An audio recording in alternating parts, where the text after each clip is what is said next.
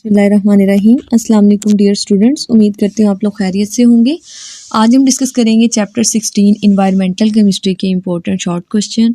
ये चैप्टर तकरीबन काफ़ी लेंथी है और स्टूडेंट्स को बोरिंग भी लगता है, लेकिन अगर आप ये क्वेश्चन कर लेते हैं तो मेरा नहीं ख्याल कि आपका यहाँ से कुछ भी स्किप होगा और इंशाल्लाह बहुत अच्छी तैयारी हो जाएगी इन क्वेश्चंस को पढ़ने के बाद। तो देखते हैं, सबसे पहले आपका जो क्वेश्चन है, write down the name of component of environment. Environment के 4 कंपोनेंट हैं, लिथोस्फीयर, एटमॉस्फेयर, हाइड्रोस्फीयर और biosphere. What is ecosystem? Ecosystem जो है वो बायोस्फीयर का सबसे स्मॉलेस्ट यूनिट है which consist of community of organism and there interaction with the environment. फिर उसके बाद आता है डिफाइन पोल्यूशन। पोल्यूशन जो है सिंपली इंट्रोडक्शन है, जो आपके पास हार्मफुल पोल्यूटेंट्स हैं उनका इन्वायरमेंट पे इंट्रोडक्शन है या उनका इंटरफेरेंस है। तो आपके पास ये जो पोल्यूटेंट्स है ये प्राइमरी भी नेचुरल भी हो सकते हैं और आर्टिफिशियल भी हो सकती हैं।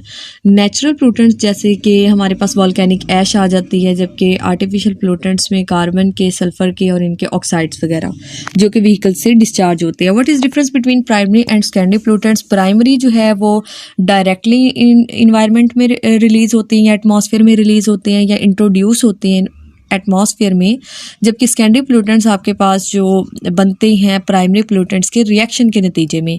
प्राइमरी पोल्यूटेंट्स की एग्जांपल में आप जस्ट कार्बन के, सल्फर के और नाइट्रोजन वगैरह के ऑक्साइड्स की एग्जांपल दे सकते हैं, जबकि सेकेंडरी पोल्यूटेंट्स में पैन और हाइड्रोफ्लोरिक एसिड जिसको HF कहते हैं, ओजोन है और इसके अलावा sulphuric acid, nitric acid etcetera. Describe the effects of carbon monoxide on human health. Carbon monoxide के इफेक्ट्स दिए हैं आपकी बुक में, बहुत इंपॉर्टेंट शॉर्ट क्वेश्चन है और ये बहुत दफ़ा आ भी चुका है पेपर में। कार्बन मोनोऑक्साइड के ये आप 10th क्लास में भी पढ़ चुके हैं केमिस्ट्री की बुक में।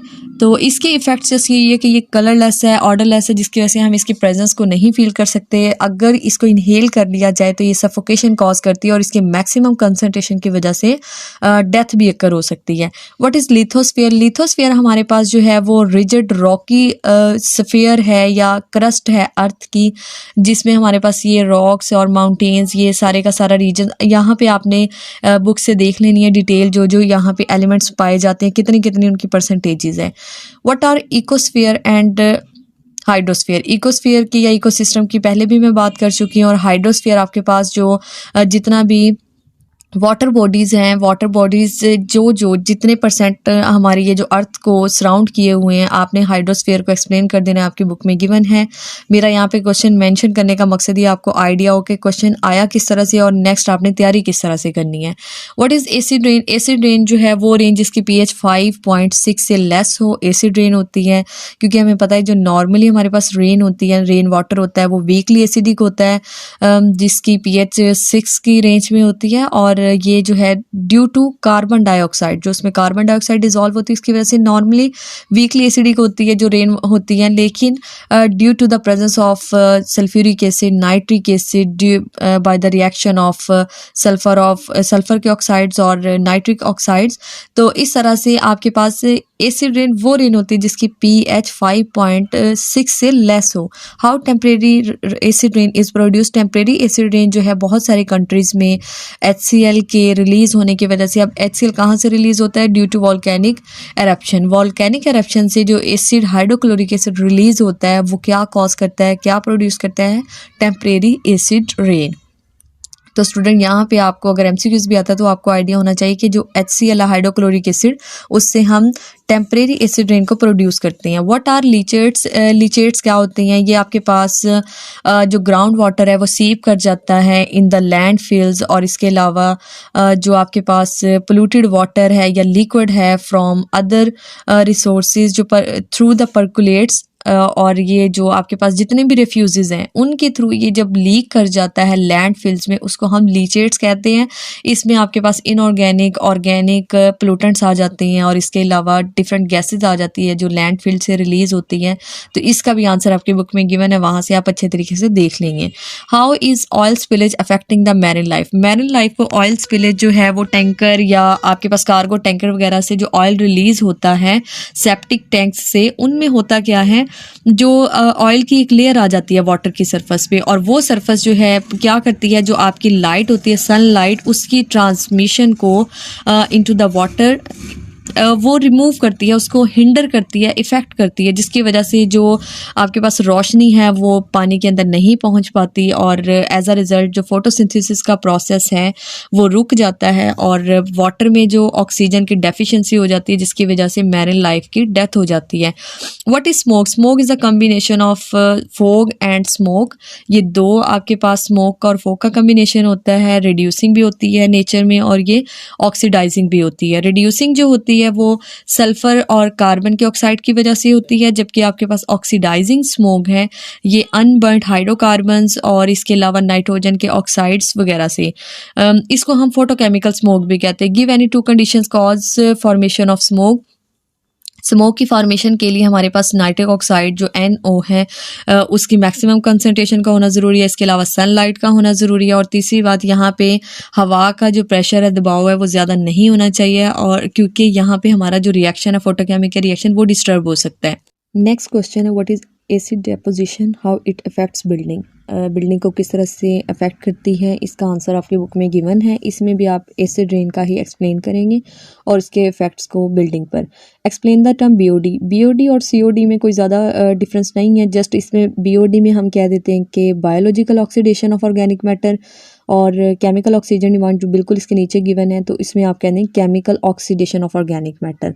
तो अब हम करते हैं इसकी डेफिनेशंस की तरफ। अब डेफिनेशन क्या है, हमारे पास जितनी ऑक्सीजन रिक्वायर होती है for the biological oxidation of organic matter that is called BOD और द रिक्वायरमेंट ऑफ ऑक्सीजन या demand of oxygen for the chemical oxidation of organic matter dissolve in the sample is called chemical oxygen demand. Chemical oxygen demand जो है basically हम check करते हैं कि water में कितनी पोल्यूशन है। मैक्सिमम 4 to 8 ppm तक रिक्वायर होती है और अगर इसकी क्वांटिटी जो है 4 ppm से लेस हो, इट मीन्स हमारे पास जो वाटर है वो पोल्यूटेड है। लेकिन अगर BOD की बात करें, BOD की जो है जितनी ज़्यादा क्वांटिटी होगी हमारे पास, एक्सपेरिमेंटली हम डिटरमाइन करेंगे इसको, जितनी ज़्यादा क्वांटिटी होगी तो वो उतना ही ज़्यादा पोल्यूटेड वाटर होगा।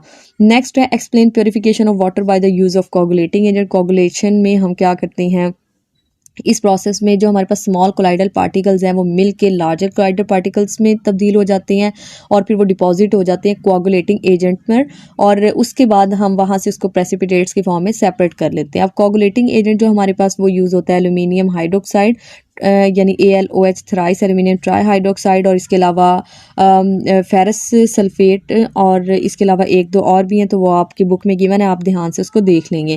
What is the role of chlorofluorocarbon in destroying ozone layer. Ozone layer को डिस्ट्रॉय करने में क्लोरोफ्लोरोकार्बन का रोल, ये आपने 10th क्लास में पढ़ा है। क्लोरोफ्लोरोकार्बन जो है एज अ रेफ्रिजरेंट इस्तेमाल होती है एयर कंडीशंस में, एयर कंडीशनर्स में। अब यहाँ पे जो हमारे पास क्लोरोफ्लोरोकार्बन है जब स्ट्रेटोस्फीयर में रिलीज होती है तो वहाँ पे अल्ट्रावायलेट के साथ रेज के साथ इनका रिएक्शन होता है। जब वो इस पर फॉल करती है तो क्लोरीन फ्री रेडिकल जनरेट होता है। जब क्लोरीन का फ्री रेडिकल ओजोन के साथ रिएक्ट करता है तो वो oxy chloride free radical generate करती है जो कि फर्दर हमारी एटॉमिक ऑक्सीजन के साथ रिएक्ट करके उसको नेसेंट ऑक्सीजन में कन्वर्ट करता है और इस तरह से तकरीबन क्लोरीन का एक फ्री रेडिकल ओजोन के 1 लाख मॉलिक्यूल को डिस्ट्रॉय कर देता है। तो ये है इसका जो है रोल, ये आपकी बुक में रिएक्शन गिवन है, वहाँ से आप अच्छे से इसको तैयार कर लेंगे और इस चैप्टर का बहुत ही ज़्यादा इंपॉर्टेंट शॉर्ट क्वेश्चन है। और आप लोगों ने इस तरह करना है, जो ओजोन वाला पूरे का पूरा जो आपके पास क्या कहते हैं पैराग्राफ है उसको आपने अच्छे तरीके से तैयार कर लेना, क्योंकि वहाँ से बहुत बारीकी से MCQs भी और शॉर्ट क्वेश्चन आ सकते हैं आपके पास। What is the effect of aeration on quality of water. Aeration basically जो है हम एयर को इंट्रोड्यूस करवाते हैं वाटर की क्वालिटी को इम्प्रूव करने के लिए, तो इसके इफ़ेक्ट्स जो है एडवांटेजेस 3 हैं। इसमें पहला ये है कि ये ऑक्सीजन की लेवल को इम्प्रूव करती है, ऑक्सीजन की क्वांटिटी को। दूसरा ये है फाउल स्मेलिंग को दूर कर देती है by removing the hydrogen sulphide यानी H2S गैस को। और तीसरा इसका इफेक्ट ये है कि ये आपके पास Fe+2 को यानी उसकी ऑक्सीडेशन करवा देती है Fe+3 में। What are the causes of water pollution. Causes water pollution की कौन से ऐसे काजेज हैं, तो हमारे पास सबसे पहला काज आ जाता है जो अभी पहले भी मैंने डिस्कस किया है, ऑयल स्पिलेज आ जाती है। इसके अलावा सेप्टिक टैंकर्स आ जाती हैं या टैंक्स आ जाती हैं, डिटर्जेंट्स, एग्रीकल्चरल वेस्ट और म्यूनसिपल वेस्ट, और इस तरह से बहुत सारे जो भी आपके जहन में आप लिख सकती हैं। Discuss detergent as water pollution, जो आपके पास डिटर्जेंट्स होते हैं उनका हमें पता है कि जो डे बाय डे उनका यूज़ इंक्रीज़ करता जा रहा है, लेकिन इनका हार्मफुल इफेक्ट ये है कि एलजी की ग्रोथ यानी यूट्रोफिकेशन प्रोसेस भी आप यहाँ पे बता सकते हैं, और जो आपकी बुक में आंसर गिवन है आप उसको भी एक्सप्लेन कर सकती हैं। यूट्रोफिकेशन में क्या होता है, ये एलजी की ग्रोथ को बढ़ा देते हैं जिसमें फॉस्फेट सॉल्ट्स होती हैं, और एलजी जो है जब वो उसकी डेथ होती है तो क्या करती है, कंज्यूम करना शुरू कर देती है ऑक्सीजन को, जिसकी वजह से ऑक्सीजन की डेफिशिएंसी हो जाती है वाटर में, और हमारे पास जो एक्वेटिक लाइफ है उसकी डेथ हो जाती है। इसके अलावा डिटर्जेंट के आपकी बुक में अलग से भी इसके जो कुछ पॉइंट्स गिवन है वो भी आप तैयार कर लेंगे। How leather tanneries pollute water, leather tanneries जो है वो किस तरह से वाटर को पोल्यूट करती है, ये जो है पानी में रिलीज कर देती है क्रोमियम 6 को, that is carcinogenic, cancer causing होता है। तो इस तरह से ये आप बता देंगे कि लेदर टेंड्रीज वाटर को किस तरह से पोल्यूट कर रहा है। इसका प्रॉपर आंसर आपकी बुक में भी गिवन है, वहाँ से आप देख लेंगे, और ये भी इस चैप्टर का बहुत ज़्यादा इंपॉर्टेंट शॉर्ट क्वेश्चन है, और यहाँ से एमसीक्यूज भी आता है। वो एमसीक्यूज आगे चल के मैं आपके साथ डिस्कस करूँगी। What are the effects of dumping waste in sea and river? सी और रिवर में डंपिंग यानी इफेक्ट्स इसके आपने बताने हैं वेस्ट को डंप करने का। इसके भी वही इफेक्ट्स है तकरीबन जो पहले हमने ऑयल स्पिलेज में और इसके अलावा जो टेंड्रीज में बताया है। या ये क्या करते हैं, ऑक्सीजन की डेफिशिएंसी को कर देते हैं, और इसके अलावा फोटोसिंथेसिस के प्रोसेस को बहुत ज़्यादा इफेक्ट करती हैं। फिर उसके बाद आपके पास आता है what is importance of dissolved oxygen in water. Oxygen dissolved oxygen का क्या मकसद है, ये आपकी बुक में गिवन है। डिजॉल्व्ड ऑक्सीजन जो है वाटर की क्वांटिटी को बताता है, यानी अगर हमने क्वालिटी ऑफ वाटर को चेक करना हो तो हम उसमें डिजॉल्व ऑक्सीजन को देखते हैं, और डिजॉल्व ऑक्सीजन तकरीबन ये ऑक्सीडाइजिंग एजेंट के तौर पे काम करती है, और वाटर में मौजूद जितने भी ऑर्गेनिक मैटर है उनको ऑटोमेटिकली ये डिग्रेड करना शुरू कर देती है ताकि पानी की क्वालिटी बेहतर रहे। Differentiate between reducing smoke and oxidising smoke, इसको मैं पहले भी डिस्कस कर चुकी हूँ। रिड्यूसिंग स्मोक में आपके पास जो है वो होता है सल्फर के ऑक्साइड और सल्फ्यूरिक एसिड वगैरह, कार्बन के ऑक्साइड, जबकि ऑक्सीडाइजिंग स्मोक को हम फोटोकेमिकल स्मोक कहते हैं, और ये बहुत इंपॉर्टेंट एमसीक्यूज भी है। ऑक्सीडाइजिंग स्मोक या फोटोकेमिकल स्मोक कौन सी होती है, रिड्यूसिंग स्मोक, ऑक्सीडाइजिंग स्मोक, या दोनों, या जो भी जिस तरह भी। तो आपका करेक्ट आंसर यहाँ पे ऑक्सीडाइजिंग स्मोक होगा। ऑक्सीडाइजिंग स्मोक जो है हमारे पास अनबर्न्ड हाइड्रोकार्बन की वजह से, नाइट्रोजन के ऑक्साइड्स इनकी वजह से होती है। What are harmful effects of chlorination of water to make it portable. Chlorination, जब हम वाटर को जो सफाई वगैरह करते हैं जैसे स्विमिंग पूल की या पानी की क्लोरीनेशन करवाते हैं तो क्लोरीन जो है पानी में शामिल हो जाती है और हाइपोक्लोरस एसिड बनाती है। अब ये हाइपोक्लोरस एसिड जो है बन जाता है, तो उसके बाद ये रिएक्ट करता है अमोनिया के साथ, पानी में जो डिजोल्व होती है अमोनिया, और बना देता है nitrogen trichloride, that is I irritant. तो ये आपके पास आई इरिटेशन कॉज करता है ड्यू टू नाइट्रोजन ट्राइक्लोराइड की वजह से। What is ozone hole? Ozone hole क्या है? हमारे पास जहाँ पे मैक्सिमम कंसंट्रेशन ऑफ ओजोन होती है दैट इज ओजोन लेयर, लेकिन जब ओजोन की थिकनेस जो है ओजोन लेयर की डिक्रीज करना शुरू कर दे या डिक्रीज होती है तो हम उसे ओजोन होल कहते हैं, उस रीजन को जहाँ पे ओजोन की कंसंट्रेशन डिक्रीज होना शुरू होती या होती है। अब ozone hole, first ozone hole कहाँ डिस्कवर हुआ? एंटार्क्टिका में। और कब डिस्कवर हुआ और ये कब ज़्यादा इसका ओजोन होल क्रिएट होना शुरू होता है? तकरीबन ये स्प्रिंग के सीज़न में। और किस मंथ में? ये आपकी बुक में गिवन है, आई थिंक सो नवंबर और सितंबर का ही कुछ मेंशन किया हुआ है, तो इसको आप अच्छे से ध्यान से देख लेंगे। अब हम आते हैं कुछ इंपॉर्टेंट शॉर्ट क्वेश्चन की तरफ। What is thickness of ozone? Ozone की थिकनेस, ये एक लाइन का जवाब है, 25 to 35 kilometre. In which region ozone is produce? Ozone जो है वो तकरीबन ट्रॉपिकल रीजन्स में प्रोड्यूस होती है और ट्रांसफ़र होती है पोलर रीजन्स की तरफ। ये भी आपकी बुक में मैंने पहले भी शायद कहा है कि ओजोन वाला पैराग्राफ जो है आपने ध्यान से देख लेना, यहाँ से बहुत ही छोटे छोटे से शॉर्ट क्वेश्चन आते हैं जिसका हमें गुमान भी नहीं होता। What is concentration of ozone in stratosphere? Stratosphere में ओजोन की जो कंसंट्रेशन है वो 350 डॉप्सन होती है, और इसका यूनिट जो है वो ऑप्शन है यानी DU, और ये बहुत इंपॉर्टेंट शॉर्ट क्वेश्चन भी और MCQs भी। What are the main sources of water pollution? ये पहले भी मैं बता चुकी हूँ, तकरीबन डिटर्जेंट्स, एग्रीकल्चरल एफ्लुएंट्स, और ये सारे मिलके वाटर पोल्यूशन कॉज करते हैं।